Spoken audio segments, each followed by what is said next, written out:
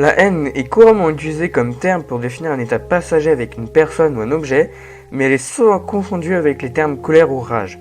La colère, elle, traite plus un différend éphémère avec un individu. On sera alors en froid avec pendant un certain moment, mais on se réconciliera tôt ou tard. Ce sentiment n'est pas intense, la rage quant à elle est plutôt un état de détresse. La personne enragée est à bout et commet alors l'irréparable, ce qu'on appelle communément un pétage de plomb.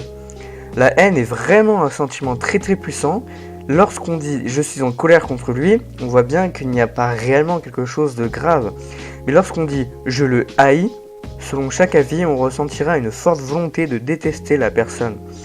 Enfin, comme je l'ai dit, c'est selon le point de vue de chacun. Bon, pour aussi un peu mieux comprendre son opposé est la compassion et non l'amour. Enfin, l'amour est traduit par une forte attirance d'une personne, mais la haine veut plutôt détester une personne. Mais en même temps, la compassion serait peut-être un meilleur antagone, car la compassion va faire qu'on ressent la douleur d'autrui. D'un certain côté, on le comprend et on fera tout pour l'aider.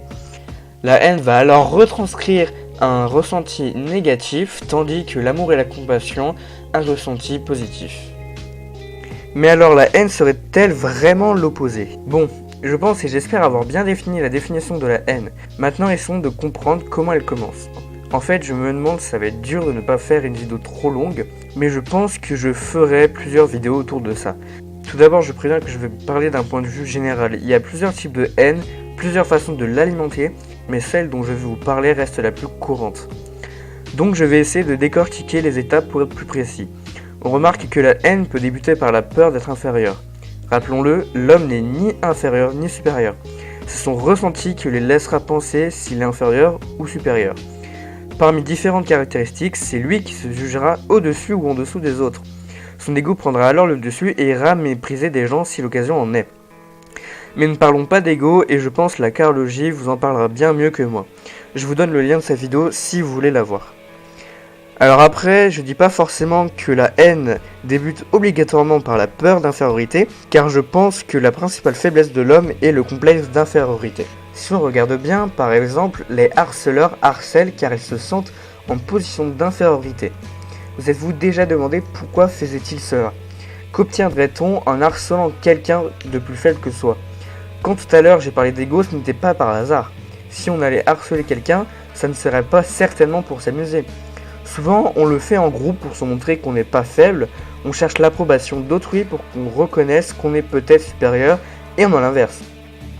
Imaginons que notre harceleur n'ait pas la reconnaissance ou soit rabaissé et pas considéré comme il le souhaitait.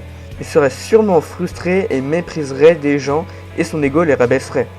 À force, il serait en colère contre eux et la transformerait en haine. Maintenant, si je vous disais que la haine entraîne un déni de l'objet de la haine. Je m'explique. Quelqu'un qui haït va penser qu'il a raison d'haïr. Il va nier toute origine de sa haine, tout existant de celle-ci. Ce que je trouve dangereux, c'est de mépriser quelqu'un qui insulte les gens, car on alimenterait sa haine. C'est simple, la haine n'engendre que la haine au même titre que la violence. Alors, pourquoi la compassion est l'inverse de la haine ? Certes, l'amour transmet un sentiment positif, comme je l'ai dit, et la haine négatif, mais la compassion aussi. Mais là où les deux se diffèrent, c'est que la compassion amène une compréhension et une envie d'aider la personne, alors que la haine va tout simplement amener à une incompréhension de son prochain. Il ne comprend pas par exemple pourquoi il nous insulte et fait cet acte. Or la compassion va comprendre la raison de l'acte. J'espère avoir été autant précis que possible et d'avoir bien défini la haine.